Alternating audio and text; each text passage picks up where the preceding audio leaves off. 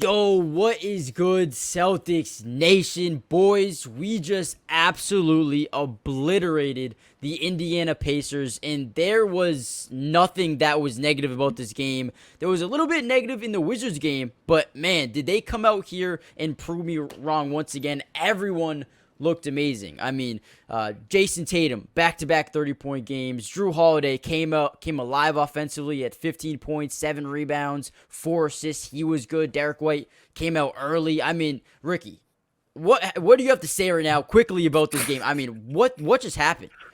They clicked. I mean, for every person who touched the court tonight, played a Yeah. good brand of basketball.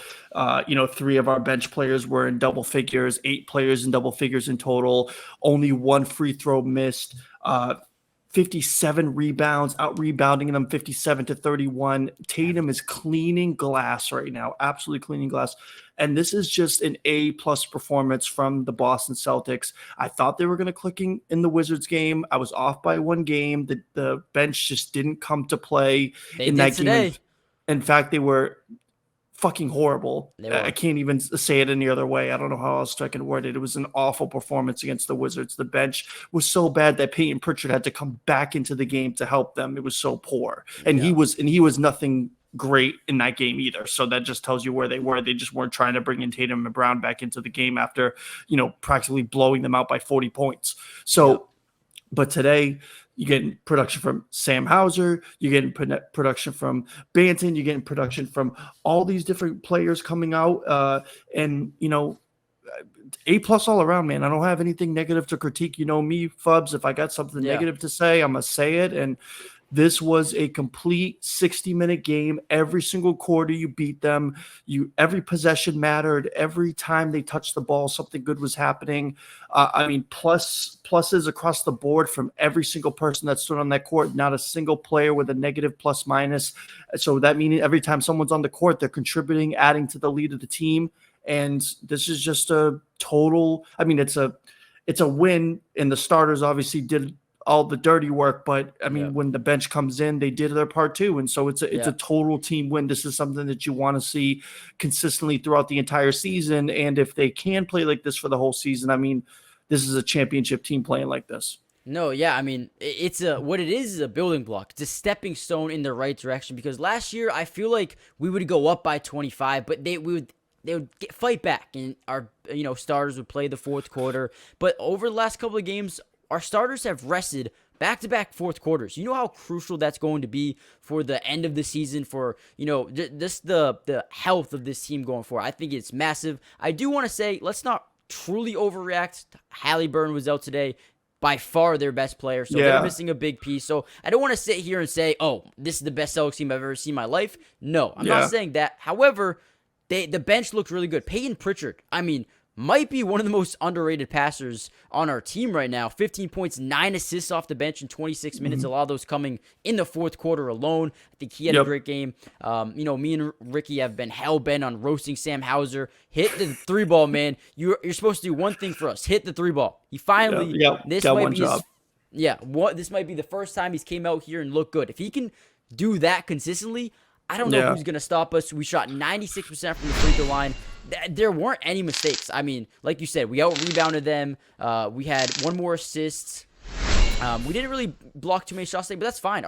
We held them to 104 points. I mean, what else can you ask for? I mean, Nothing. I mean, the rebounds were immaculate. We're concerning about, getting guys to clean up boards, especially with Rob Williams no longer here. And I mean, the guys are filling the roles. They're putting themselves in good positions. Tatum's grabbing every rebound possible. I mean, I'm pretty sure. I think that's by design.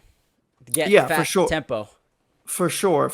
And so, and Halliburton not being in this game, he's a killer. So, this obviously, this was my projected loss on the schedule, but obviously I didn't project that Halliburton wasn't going to be in this game. And I also thought it could have been one of those sneaky, don't really get up for the right moment type game. And, but granted they had some time off and they took advantage of it, and they didn't have to play Halliburton in this game. And so they played to their level. They played above their level of competition, which is so rare for this team. You just see a lot of times they're just dogging it against bad teams. Yep. And this was a team that they were obviously superior then, and then way more so without Halliburton. And they just, from the tip, just knocked them out, and it was Yep. over before it even started. So It was. that's what you want to see out of these games. I know it's not the most entertaining thing in the world. It's fun for us as fans because Oh, we I'll get to take it. watch them. Yeah, I'll take it too. But at the same time, it's like that's what you need to see. I don't want to see 3-4 point games against a team like this. Just like I didn't want to see a close game against the Wizards. They ultimately beat them by 20, so that's what you want to see. So Brooklyn might be a bigger test coming up. A Yep. better team, a team that's some of these young guys are getting some minutes and playing very well. So we'll see how they match up against them. It seems like Ben Simmons may be figuring some things out for themselves. But this was a team that they should have beat, and they did it so better than expected, in my opinion. Yeah, way better than expected. So we beat the Knicks by 4. That was a lopsided game to be expected. We Yeah, come out. that's a playoff team. Yep. And then we come out, beat the Heat by 8 points, and then we take on the Wizards, blow up a fourth quarter lead with the bench. They played terrible. Still won that game by 19 somehow. And then we come out today, win by 51 points. The bench looked a million times better than they looked versus the Wizards. I wasn't even expecting that. But the only thing I want to see from the bench is just consistency. They don't have to do that every game. All I want is 15 points out of our guys off the bench, 20 points, whatever you can do, man. I'll take it. And that was electric out of those guys. I want to see consistency from Peyton Pritchard and Sam Hauser because those guys have to be the person outside of Al that comes in and it's part of that 7-8 man rotation. This has got to be the theme for the year because our starting rotation's so stacked. We got to start looking at 7 and 8. What are they giving you? What are they producing? Yep. And this was really the first game in the regular season that both of them really put good games together. Peyton Pritchard obviously had a great preseason. This was a similar story the previous season where he had a kind of a dud of a season. Granted, he didn't get the minutes. Now he's getting the minutes. He got the minutes against the Wizards game, fell flat on his face. Nice bounce back game for him and Sam Hauser, but they need to compile those together. That I need to see that happen more consistently. So when we do play those more important games, they can play more quality minutes so guys can rest, guys like Kristaps and JB and JT.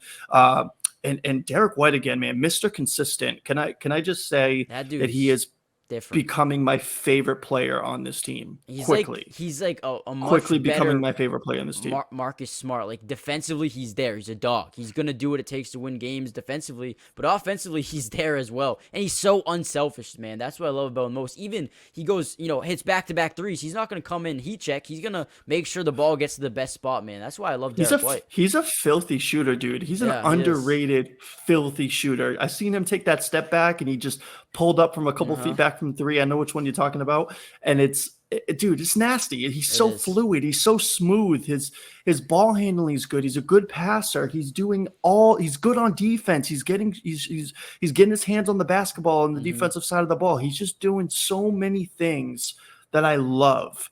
Yeah.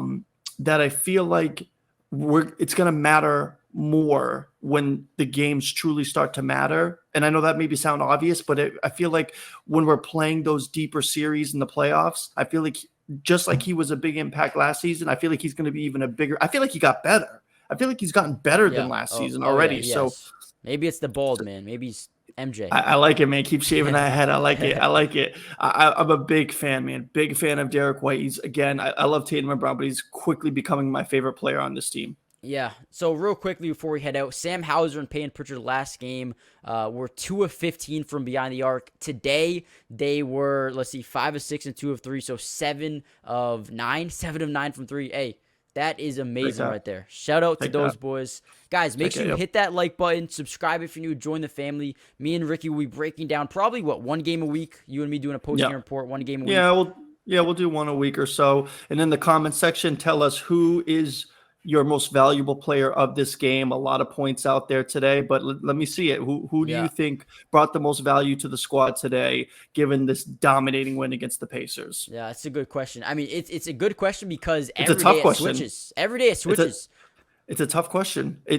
How do you answer that question today when so many guys brought value to the team? 8 guys in double digits. I mean, you can almost you could almost say anybody, and you might be able to make a point. You know what I mean? I love that, dude. I love that. I love that we can sit here and be like, oh, maybe that guy. Oh wait, no, that guy played good. Actually, it's so much fun. Not only one guy. Last year was all like Tatum at times, and it's like now it's just like everyone's playing so Tatum well, and Brown, and now it's everybody. Well, the pressure's off because when your fourth option is Drew Holiday, who played great again, by the way. Yep. We didn't mention him once today, but he's been playing Three or fantastic. four from three. 3 or 4.